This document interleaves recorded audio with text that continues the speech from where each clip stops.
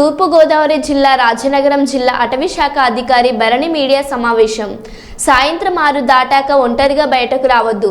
ప్రతి ఒక్కరూ టార్చ్ లైట్తోనే బయటకు రండి.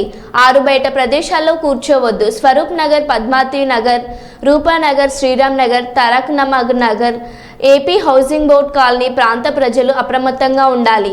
తప్పకుండా ఈ ప్రదేశాల్లో చిరుతపులి ఉందని ధృవీకరించిన అధికారులు చిరుతపులి బిహేవియర్ బట్టి ఎన్ని రోజులు పట్టుకోగలం అనేది ఇప్పుడే నిర్ధారించలేము. చిన్నపిల్లలను ట్యూషన్లకు చీకటి పడిన తర్వాత పంపవద్దు. ఇప్పటి వరకు మనుషులపై ఎటువంటి దాడులు జరగలేదు. చిరుతపై సమాచారం ఉంటే వెంటనే తెలియజేయమని టోల్ ఫ్రీ నెంబర్ తెలిపిన అధికారులు.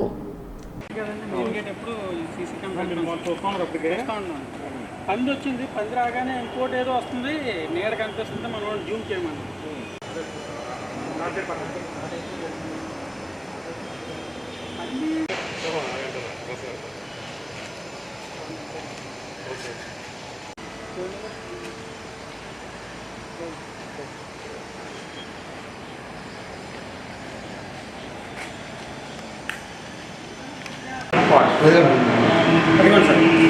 ఎంత పని జరిగింది? ఇది వచ్చిందండి బయటకి దూకిందా చెక్కు ఉందండి. ఇప్పుడు చూడండి సార్,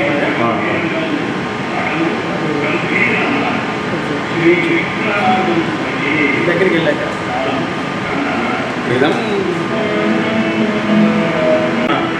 తెలిసిపోతుంది. అందుకే ఫుల్ భయపడతారు సార్.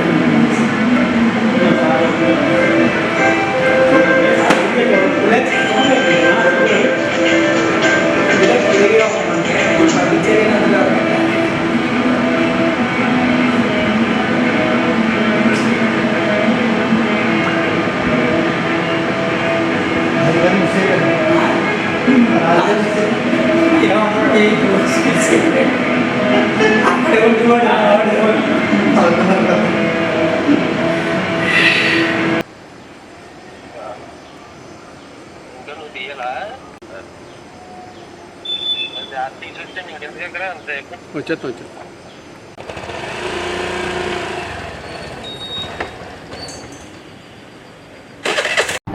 ఇప్పుడు 2 డేస్గా మనకి ఇక్కడ ఇన్ఫర్మేషన్ వస్తుంది, లెపర్డ్ మన రాజమండ్రి ఏరియాలో తిరుగుతుంది అనే ఇన్ఫర్మేషన్. ఈ పర్టిక్యులర్ దివాన్ చెరువు వెస్ట్ ఆర్ఎఫ్ అని మనకుంది. 534 హెక్టేర్స్ ఆఫ్ ఆర్ఎఫ్ ఏరియా మనకుంది. ఆర్ఎఫ్కి ఆనుకుని ఉన్న మన రెసిడెన్షియల్ ఏరియాలో ఒక పబ్లిక్ చూశారు. దాన్ని బేస్ చేసి కెమెరా ట్రాప్ అనేది నిన్న నైటే మనం ఎక్కువ డిప్లాయ్ చేశాము. ఆ కెమెరా ట్రాప్ డిప్లాయ్ చేసి చూస్తున్నప్పుడు దాంట్లో కూడా మనకు చిరుతపులి అనేది కనిపించింది. అది కాకుండా ఇక్కడ దూరదర్శన్ ఆకాశవాణి వాళ్ళ స్టేషన్ ఉంది, వాళ్ళ సీసీటీవీ కెమెరాలో కూడా రోడ్డు పైన చిరుతపులి వెళ్తున్నది కనిపించింది. సో ఇది చిరుతపులి అనేది కన్ఫర్మ్ అయిపోయింది. దీనికి కమిటీ ఫామ్ చేశాము with the guidance of NTCA, national tiger conservation authority. వాళ్ళకు ఒక SOP ఉంటుంది, స్టాండర్డ్ ఆపరేటింగ్ ప్రొసీజర్. దాని ప్రకారమే ఇక్కడ మనం చేస్తున్న ప్రతి ఒక్క యాక్టివిటీ కూడా చేస్తున్నాము.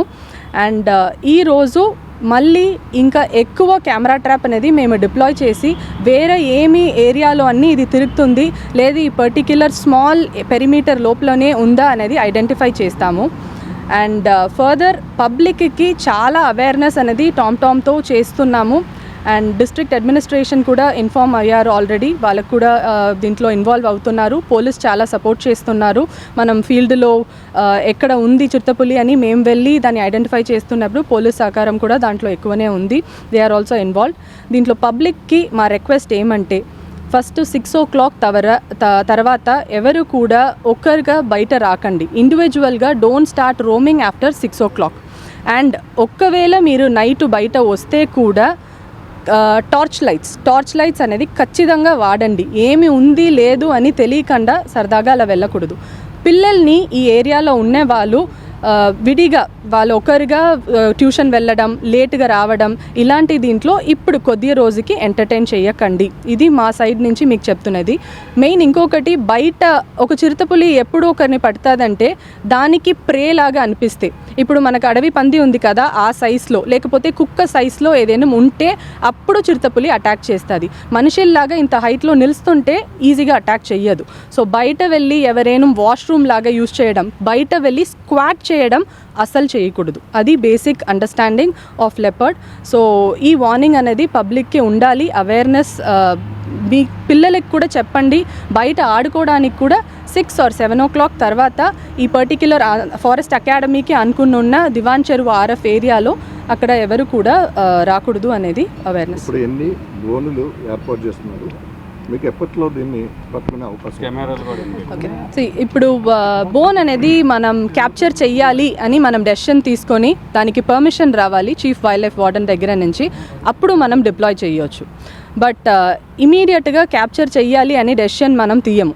ఫస్ట్ దీని కెమెరా ట్రాప్ పెట్టి ఎక్కడ ఉంది అనేది ఐడెంటిఫై చేస్తున్నాం. మన సేఫ్టీ ప్రికాషన్స్ కోసం బోనులు అనేది ఆల్రెడీ వస్తుంది రాజమహేంద్రవరం. ఈ ఈవినింగ్ రీచ్ అయిపోతుంది, 2 బోన్లు మనకు వస్తుంది.